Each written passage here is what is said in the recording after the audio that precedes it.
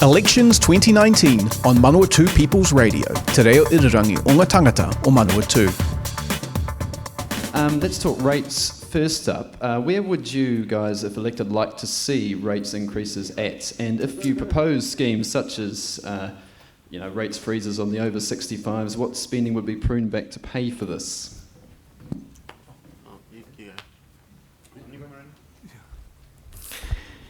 You know, I looked at the wages of our salary for mayorship, it is $152,000, and I went, oh my goodness, that's not what I want.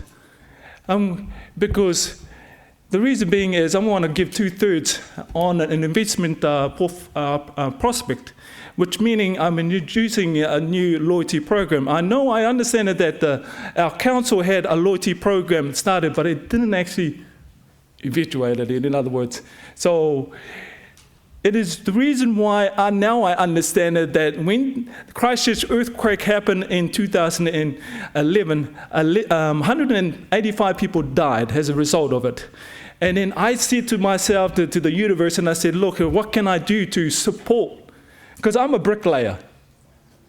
And I want to go down there to do a bricklaying and helping out. But I realized I couldn't just leave my family. So what I did is ask the universe and say, what can I do? So an idea came to my thought, and that was the loyalty program that I want to introduce. More details will follow with that. And that's the reason why to create a revenue. Thank you. The real problem with rates is actually where it's all coming from, and localism is needed from central government.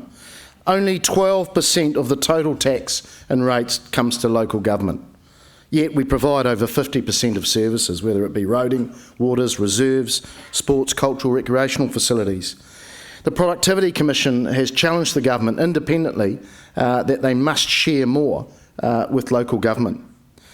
Yes, rates cannot keep rising at the rate they are.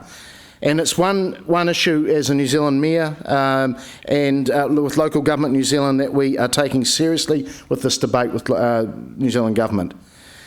But our balance sheet of council is strong. 1.7 billion of assets and approximately 120 million of intergenerational debt. And what I mean by that is over the asset, whether it be a treatment plant, pipes, roads. So it is spread across just not one set of ratepayers. I'll leave it at that. Thank you. I just wanted to talk a little bit about some of the infrastructure costs that I was talking about earlier. And some of that stuff did come out of the Productivity Commission, but there are other opportunities out there that we should be looking in. There's the Green Investment Fund that is there, the Provincial Growth Fund that is there as well, because from my perspective, just kind of giving a bird's eye view over what it would take to climate-proof this city, a rates increase wouldn't do it, actually. So 2020 is an election year. Personally, myself, I would reach out to all the other councils that are declaring climate emergencies or are in the orbit of that, and we would get together to put a plan together with all of our costs measured out in terms of what it would take to make sure that the pipes are good, the rivers are good, everything is actually organised and put into a plan, and then go down and knock on their door. Hey, you want the votes from Palmerston North City Council, whether you're Labour, National, left, right, up, down, inside out, doesn't matter. You show up with the cash and make sure that our city is sorted.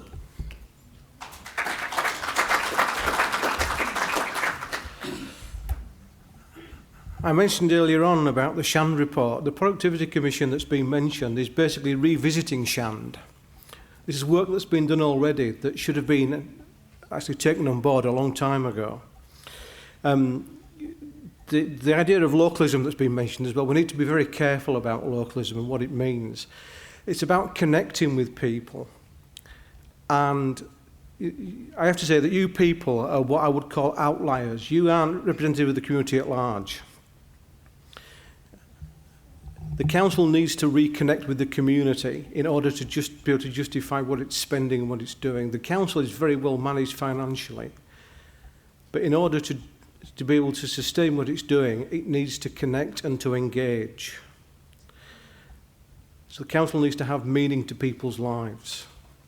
And without that meaning, then I don't think the future bodes very well, to be honest.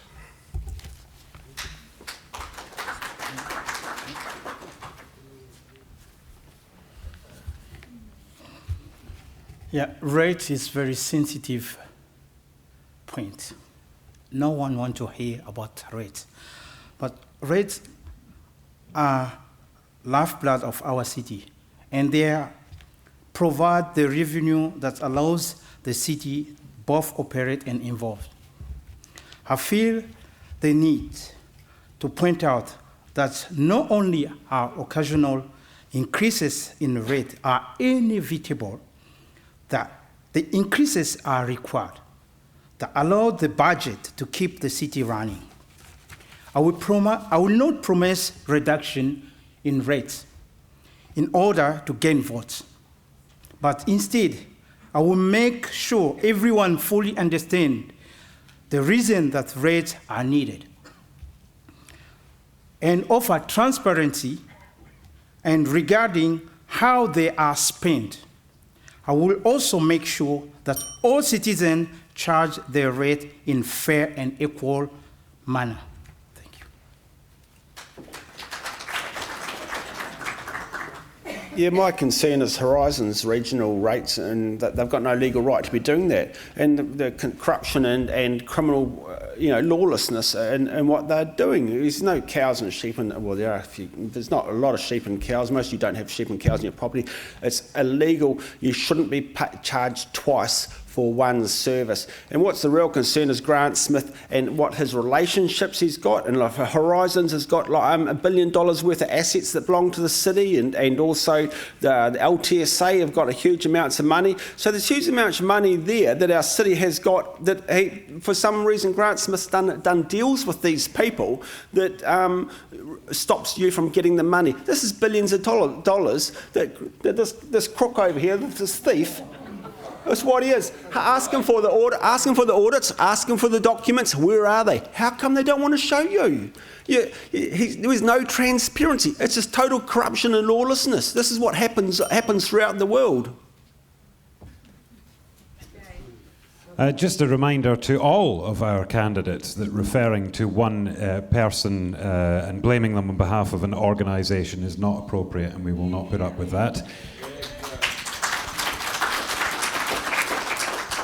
Feel free to accuse the council of anything you like, but not individuals.